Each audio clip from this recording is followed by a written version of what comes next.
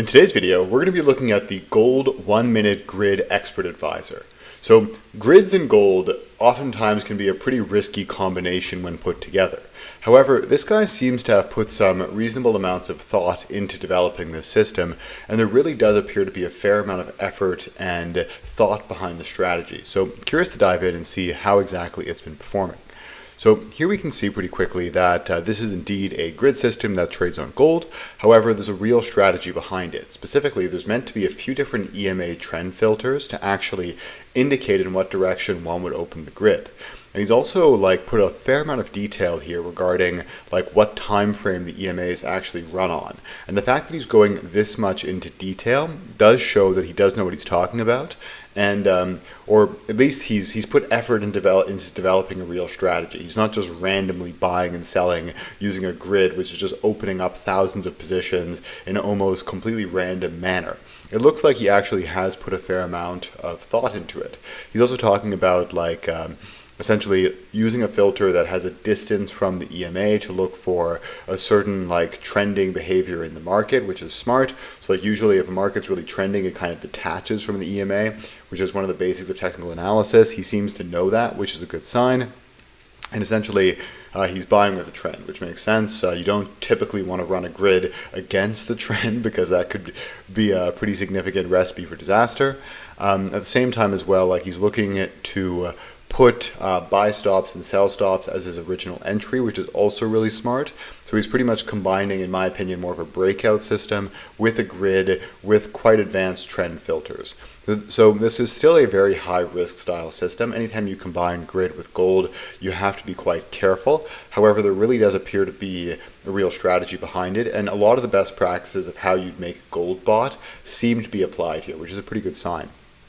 He also says that there are a few different protection mechanisms in place, specifically here he's saying that so he will only place additional hedge orders if the margin and volume is appropriate, and that it's also appropriate on netting accounts, so you're essentially able to do something where it won't necessarily open bidirectional positions to be US compliant, all of which seems pretty solid. So yeah, it's a grid system on gold, but there's a lot of advanced trend filters here, primarily based on EMAs as well as distance from the EMA, which is something which is a bit more advanced than just the basic above or below the EMA.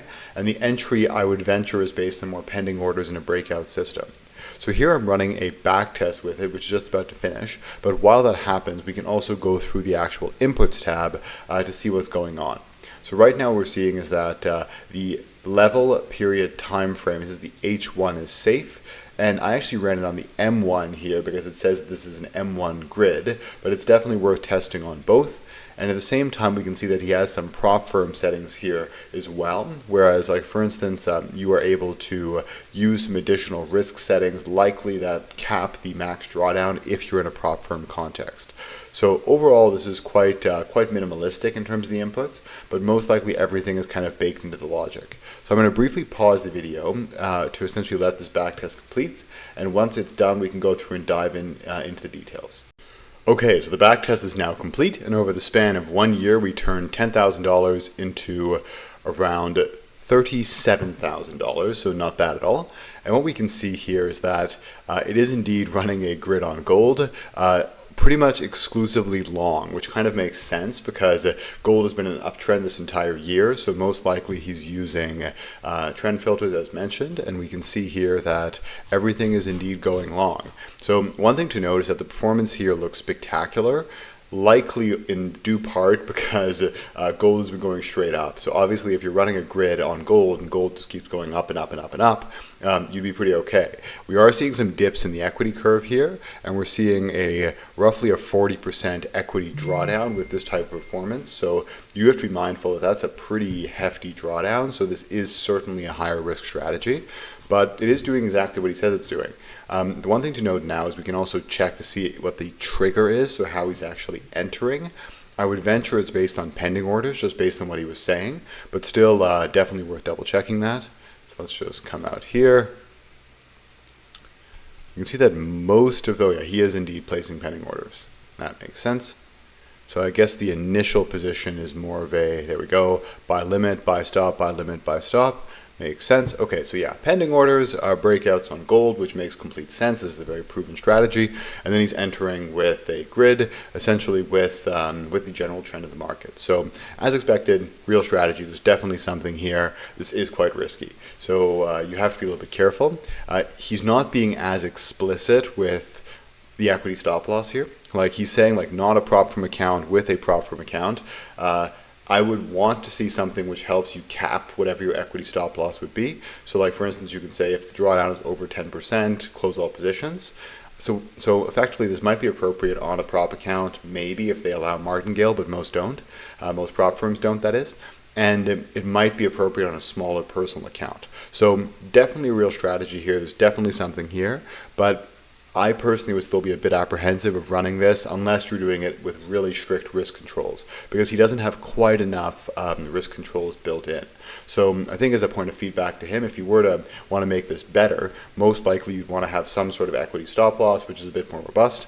At the same time, this is like standard settings.